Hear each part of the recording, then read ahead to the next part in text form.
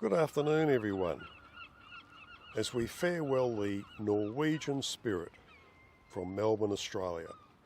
It's on its way to Sydney via Burnie in Tasmania. Built in Germany in 1996, this cruise liner has a length of 269 metres with a width of 36 metres.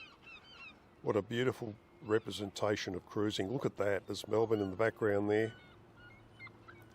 You can just see St Kilda to the right. I can see the Palais. We'll come down the starboard side and have a look at the stern. There's a few balcony rooms there. I can see some people in their balcony rooms. It's powering along by 4 MAN V14 diesel electric motors. We're coming down to the stern. You can see on the exhaust there, NCL.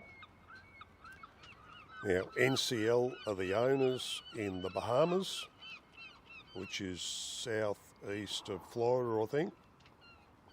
We'll come around now to the stern and have a look at everyone there enjoying themselves on the stern there in the pool area.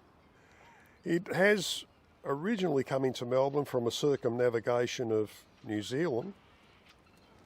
We're already 6 minutes into the flight and I can see I'm down to 30%. That's highly unusual, but not unusual considering the wind.